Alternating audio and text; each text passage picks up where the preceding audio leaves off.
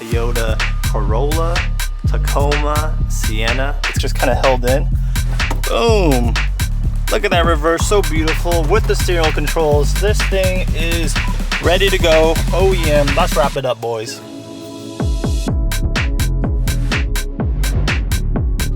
What's up, guys? It's your boy John. We're back again here with another video. Today we'll be taking a look at the Decida. Look at it, it's so beautiful. Now, this works for the Toyota Corolla, Tacoma Sienna. It's gonna you'll see the basic design and it'll fit exactly because Toyota made this kind of Toyota universal. So let's get to the unboxing. All right, so we have the box itself. This is what's gonna make it plug and play, so you don't have to buy any additional harnesses. With your Toyota, they have you set. And if you guys were interested in this product, I'll leave a link down below so you can buy it. Get the same one as me, get the same reliability and support that I did for this one right here. And it's off of Amazon or their AliExpress store. So there you go. This is the really nice foam that I like. More wires. This is going to be USBs, like accessory stuff. If you get a subwoofer, this is the Wi-Fi antenna, microphones, GPS antenna. So kind of like your accessories for cables. And then we have lastly the unit itself. Now the unit itself is massive. So this will go exactly where the OEM used to sit. You have power, home, back, the volume switches. Here is the side angle. Let's see if I can get a better view for you guys. Side angle, the back uses the harness. These are their accessories, and this is an HDMI, radio antenna, the Wi-Fi GPS. Move to the side, shows what it has. It does have CarPlay and a 6-core CPU, their warranty, and up top. So that's pretty much it for the unboxing. We're gonna have the install of the unit itself. So let's get to it. All right, so we are in the Corolla. This one actually doesn't look too bad. Let's turn on the screen. It does look like a really low resolution, like something from like a Nintendo DS or something like that. It uses the old school kind of touchscreen, very matte.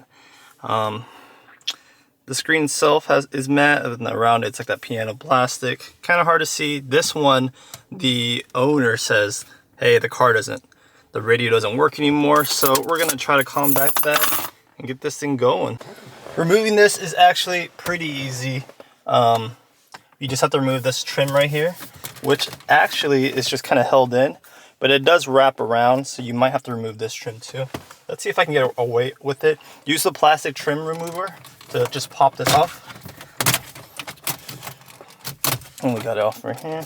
And then right here is what I was talking about. It is hooked on the bottom of this, so I might not be able to have that access, but I might be able to just work around it. It'd be easier. There's going to be plugs for the SRS light and the thing right here. Actually, the whole thing just came off. So when you remove it, when you put it back in, just have it hook in here first, then work your way in. After you remove the trim, which only took like 2 seconds, 10 millimeters, 2 on this side, and there's going to be 2 on the other side. I already cut myself. Be careful because it is sharp. Look, I already cut myself, unfortunately. That was because I was removing the trim. So I don't want to block the camera, but I also don't want to drop the screw. So what am I going to do, right? After that, you want to be careful not to scratch this. So use any kind of towel, anything to protect it, because these brackets are actually really sharp.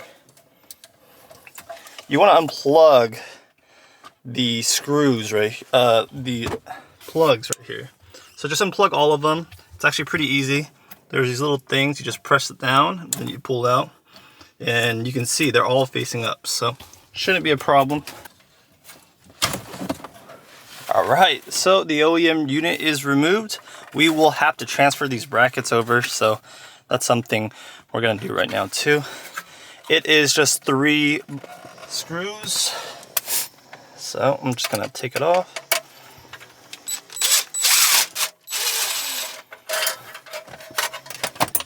All right. So we're gonna put that somewhere safe. So I'm gonna put that on the back of the car. I have the new head unit right here. I want to put that a little bit front and center, which is awesome. And then I'm gonna get the main harness. This is what's gonna be powering most of the things. I know it's kind of sunny. Hopefully I can make it so a little bit, you guys can see that a little better. Sun's in the, actually that helped quite a bit. So the whole thing is kind of one piece. Besides this, this one is a USB adapter for, so you can retain this USB. So we're gonna plug that one in first. So it has that black USB, plug into this gray plug. Boom, there you go. Now we match up every plug. First, this is the 28 pin. Usually that controls reverse cam, steering wheel controls, aux. So we'll plug that one in. Next off, this actually controls most of it right here. This is the 10 pin, so you can count 10 pins. Boom. Then we have the 6 pin, 1, 2, 3, 4, 5, 6. This one controls the rear audio. Boom. 20 pin, it varies, but make sure you plug that one in too. And we have this. This is an AM FM radio. Let's see if I can turn down the ISO so you guys can see a little bit better. There you go. Look a little sharper. All right. So we plug that bad boy in, and then you might have an extra one. Now the extra ones might be redundant for camera, because you can see this 20 pin has the camera on it.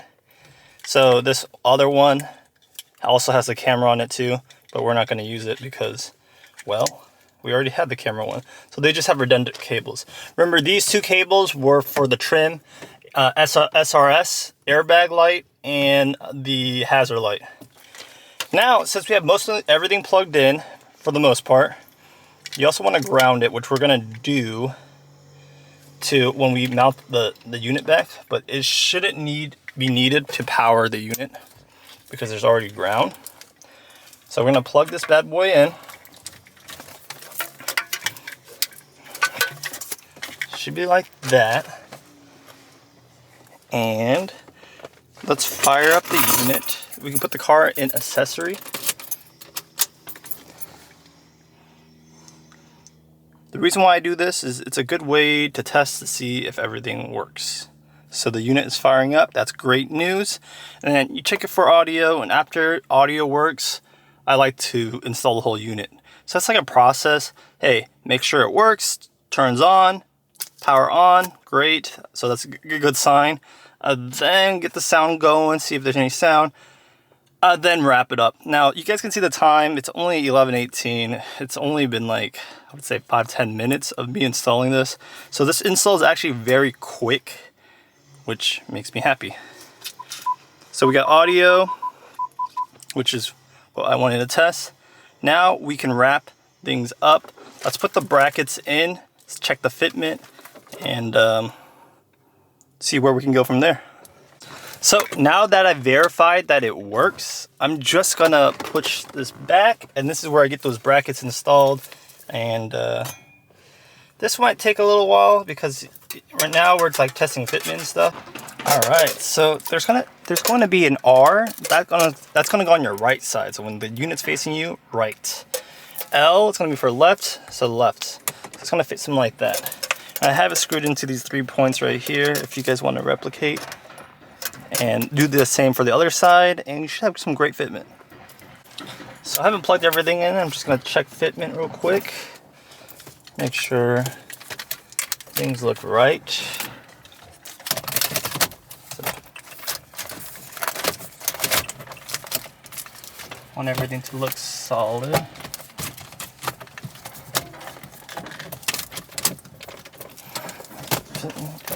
It looks pretty good right there. So with everything pushed down and bolted, we should be good to go.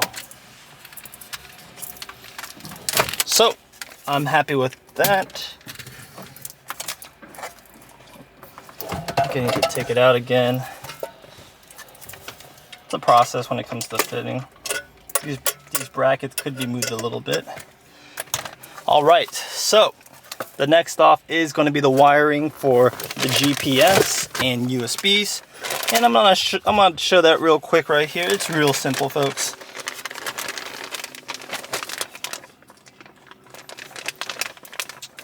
So open the baggie. GPS antenna. What I like to do is I usually use CarPlay, so I'm not a big fan of using these because it just adds clutter to the install.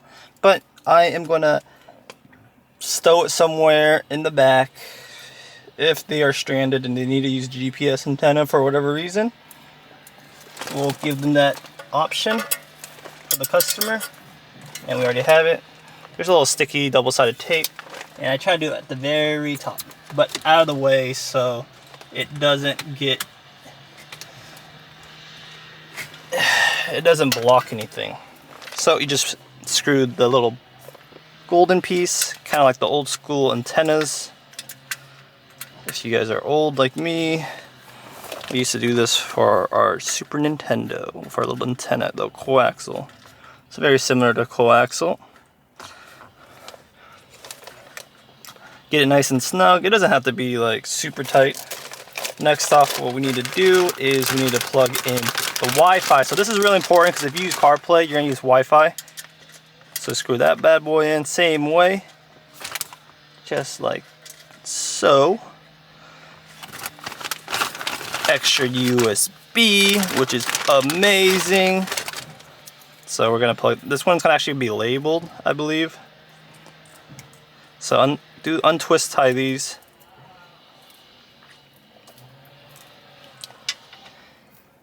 And it's gonna have a little label, CarPlay. So I want this one to be CarPlay compatible. So I'm gonna plug in. And these only go one way, and this one has 4 pins, so you just kind of matched up right here, 4 pins. And we're gonna plug, remember that one cable we did way back when with this gray tip? We're gonna find that, and we're gonna plug it in. This one right here. So now, if you want to use that USB on the bottom, we have it connected, which is great. And I'm going to wire extra USBs for the user here too. Might as well. And if they want to use for their dash cam, they can.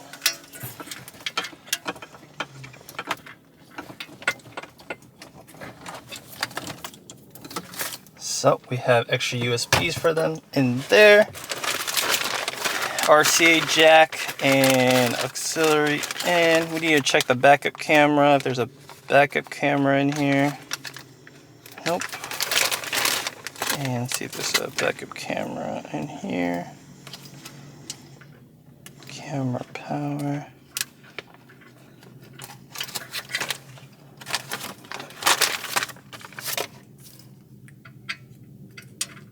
Camera VIN. So it's going to be this brown one right here. You want to plug in wherever it fits. So this one is going to be on the D slot, which is the camera in. So these we don't need to use in this. So we're not going to use this one because we don't use RCA jacks, because we don't have a subwoofer or anything like that.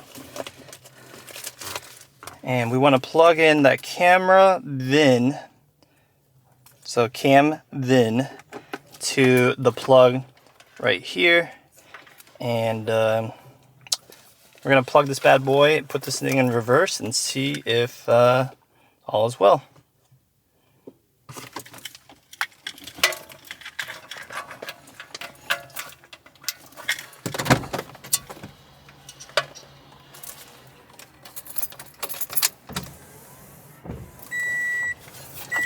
Now I'm going to hop on the driver's side so I can test this. So you want to check the reverse camera anytime you put in reverse.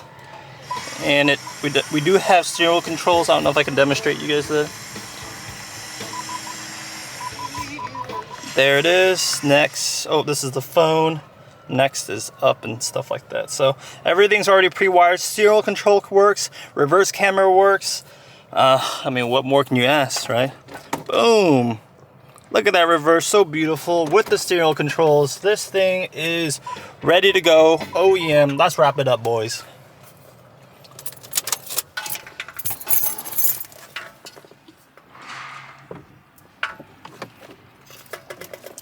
For the boys.